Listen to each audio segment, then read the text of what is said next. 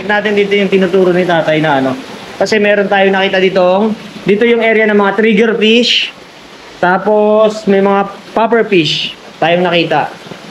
Ito kasama rin ba to sa isa, no? Trigger fish din to, no? Oops. Tumipiglas-piglas din. Ayan, no? So, trigger fish. Tapos may mga emperor din. Ayan, no? Dami. Ito, may mga popper fish din sila dito, guys. May mga malalaki. Nakita nyo yan, no? Pag sa ganda tayo, nasa magkano na to? Mura naman. Mura to yan. 300 lang. Ayan. Ito po. May cowfish. Cowfish daw, guys. Ayun, no? Even when you feel low, you can still go. Even when you feel slow, you can still go. Even when there's no hope, you can still go. I never answer to no, man, I still go. Go, go, go, go, go.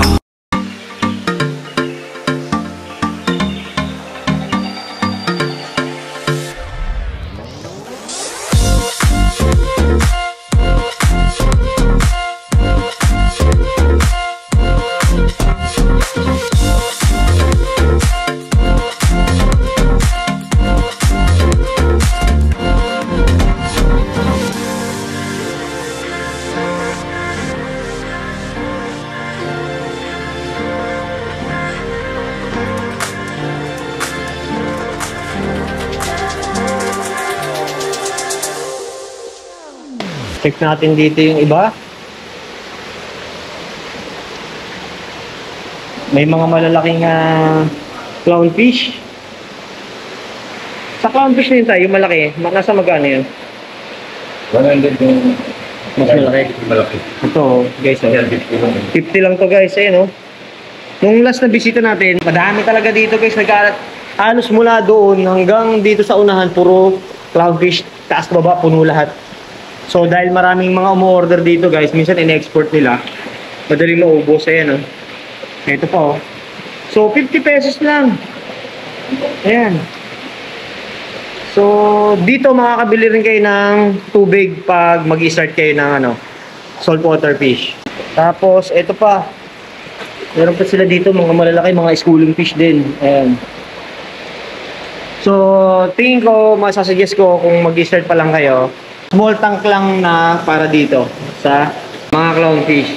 Ayan, para hindi ganun kahirap i-maintain at walang masyadong intindihin, no? Tapos dito, pasok tayo dito. Dito naman is yung mga anemones. Anemones. Ito, nakalimutan ko dati, nag-alaga din tayo nito eh. Para siyang tetra.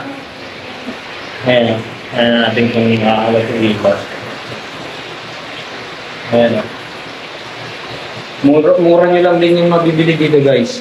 Tapos meron sila ditong lionfish. Ayan, oh. Tapos meron pang mga may mga haba na yun. So, ayan, guys.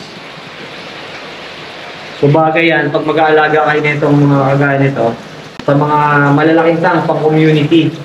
Tapos, doble ingat kayo kasi may mga sting din yung na yan. Yung pinaka-panusok na yan. Lionfish tayo, magkano? Itong mga ganito. Yung malaki, 200. 200 lang, guys. Ayan, yung presyo. Ano isda ito tayo, yung mga ganito? Cardinal. Yun, cardinal. Cardinal yung mga ganito, guys. Ayan, oh. Yan. Ganda rin, ayan, oh. Mga cardinal. Ganda. Tapos, may mga starfish. Magkano sa starfish niyo tayo? 50 pesos lang din ang isa.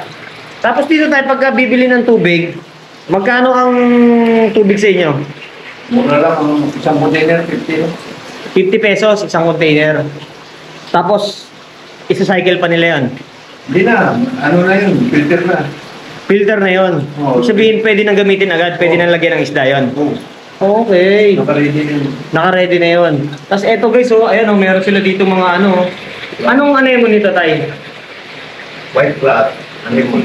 White flat anemone. Ganda, oh. Alright. Ayan. So, kayo na lang bahalang mamili dito. Tapos may mga snail din sila dito. Anong snail to tayo? Turbo snail. Turbo snail. Ayan, mga turbo snail. Ayan, oh. Mga cleanup crew. Ayan, ang dami. Tapos, etong nasa baba tayo, anong anemone nito nandito? Ayun, maganda na, no? Yan, saddle lang yun. Saddle, Carpet, carpet. Magkano yung ganyan, tay?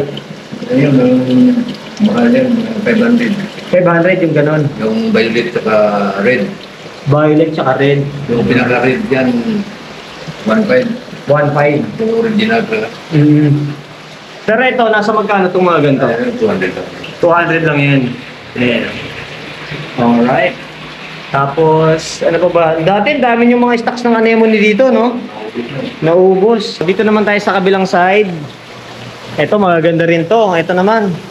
Mga yellow tang talaga to. Ito tayo, no? Yellow tang. Mga nasa magkano yun tayo? Ayan, ang ganda, oh. Yan, Pink Hawaiian. Ha? Pink Hawaiian. Pink Hawaiian. Oo, tam.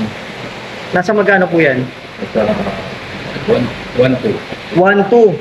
So medyo may pagka-price ito kasi alam ko import din to tayo, bihira din ano. Ito ba yung yellow tang? Yan, yellow tam. Okay, yung nakita natin nga doon kanina, guys. Ito 250 lang yung yan. 250 lang. Ito tayo, anong isda to? Yung may parang pink tsaka white. Coral hagfish. Coral hagfish. Ayan guys, oh, ganito oh. Oh. Tapos yung mahaba yung uso, yun tayo, na may stripe. Ayun oh, yung malaki na yun. Paddleback butterfly. Butterfly, ayun din yung kanina. Ayan. Ganda nitong pink na to. Anong isda yun tayo? Yun, big eye squirrel. Big eye squirrel. Ito daw yung kulay... Mayroon din stripe. Yan. Ayun oh, may stripe din oh. Tapos, ano pa itong nandito? Ano itong isda na tayo? Midnight Angel. Midnight Angel. Grabe yung mga pangalan. Ang lulupit ng mga pangalan. Tapos eto pa. Etong ano, yung Bicolor Angel. Bicolor Angel. Ayan guys. Oriole. Oriole. Ayan oh. Sabi ko sa inyo guys, dito ang dami yung pagpipilian dito mga isda, iba-ibang klase eh, no? Yan. Tapos dito ulit, yellow tang, emperor. So ang dami nilang mga stocks ng yellow tang dito. And then butterfly ulit. Check pa natin dito.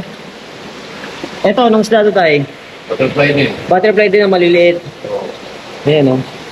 Creamy. Ito, yellow long. Ito, tingnan natin ito.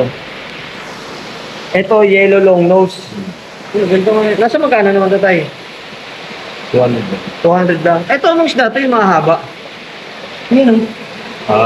Tawag ng green pipe. Green pipe. Green pipe. Green pipe daw ito. Okay. Check pa natin dito yung mga ibang isda nila. Ito, mga maliliit na to dito guys. Bicolor Angel. Tama ba? Bicolor Angel? Oriole. Oriole. Yan, Morris Idol. Ito, ano to? Ito? Morris Idol. Morris Idol. Idol. Ito guys, oh. Nakita na natin ito nung nakaraan eh, no? Kumunti na nga ang dinistocks nila ngayon. Paano natin dito? Ayan, oh. Solid, dito. So, pag bibisita kayo dito, tayo, anong oras ulit kayo nag-open dito? Lagi bukas dito. Kahit anong oras? 24 hours din ba kayo? 24 hours? Oh, 24 hours pala sila, no? Stay dito.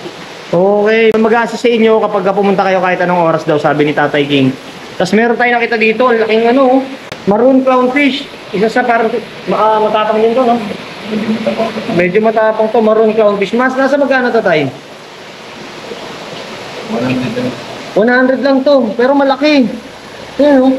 Mga 3 inches na yung sukat ito, guys. Ayan, no? Grabe. Solid. Tapos dito marami pa sila, yung mga tag 10 pesos lang. Yung mga maliliit. Sa beginner tayo, ano masasabi nyo? Payo ba? Tips pagka gusto magsimula nila mag-alaga ng saltwater. Kasi hindi lahat alam yung pag-aalaga ng ganito eh. Ano ba yung mga dapat nilang tandaan tayo? Mga filter ka, may water pump. Water pump. Tapos, yung tubig kailangan, yung salinity. Ano bang sinusunod yung salinity dito tayo? Mga pagsisda, mga ano lang, mga 18 to 20 lang. 18 to 20 yung salinity. Sa invert, mga anemone, Mga 25. 25. Ito, dami nila dito mga ano. Ano, mga 25 yan ang Starfish. Uy, may ano ba? Lobster. Ayun, no? ano pala pero naman yan. Pinapalaki nyo lang to dito. Ilang peraso yan, tay? Dalawa lang. Hindi nyo bibreed. Yung griso. Lobster, ayun, no? Solid. Mahal din yan pagka lumaki yan. Oo, sige. Ito, ano? Ay, mga ano to, tay? Slug yan, slug. Sihir. Slug. Oo, slug. Para siyang mga linta. Oo. Ayan. Ano naman ang usual na ginagawa nito tayo? Trabaho nito sa ano? Yan lang. Mga parang tagalinis. Ng mga tira-tira ng ano. Alright. Diba, may anemone pa sila dito guys. Oh. Anong tawag dito tayo sa ano? Feather ano yan? Peter Duster. Feather duster. Ano naman ang mga ano yan? Ang mga role niyan? Ganyan lang. So, palinis ko rin. Tagapag, filter din. Okay. Alright. Ito, yun. Ganda ng anemone. Reklamo sila ba? Ang bayan rin ng mga yan. Dami guys yan, no? Ayan. So, pag pumunta kayo dito yan sa Samros, ako Marine Trading, at hanapin nyo si Tatay Iking. Ayan, no? So, 24 hours naman daw silang open dito at pwede kayong magpunta. Tapos, meron pa sila dito, ano pala? Blue tang. Ito. Dory, kung tawagin, ano? Dory. Ayan, no? Magkano naman sa ganito, tay? Yung malaki, 1K. 1K yung malaki, yung maliit, 700. 700 yung maliit. Eh, yung pinaka parang maliit na yun, no? 500. 500. Ito, ano to? Blue eye tang. Pamilyar ng tang. Pamilya din ng tang. Tapos ito, parehas lang. Ayan, guys. Ang laki na ito, guys. Pag nakita nyo to sa actual, ayan, no? Pero hindi pa to, sir, yung pinaka-maximum size niya, no? Lalaki pa to, no? Maabot ng 2 kilo yan. 2 kilo, grabe. Ayan, no? Sir, pwedeng pa-handle dito, sir. Pakita natin sa kanila yung ano. Ito. So, ito, kung sa crayfish, grabe, napakasakit manipit. Lalo na to, tingnan nyo yung mga kulo niya, no? Ang taba, ang laki, grabe. Ayan, no? Lalo na guys, pag sa actual nyo at nabisita nyo tong farm nila, so ma-amaze kayo dahil malalaki din yung mga crab nila dito. Tingnan nyo naman yung mga, ano niya, no? Kulo, grabe, oh. Ayan. Pero yung ganyan, sir, usually mga ilang months na po yung ganyan. Ito, umabot na to ng 4 months.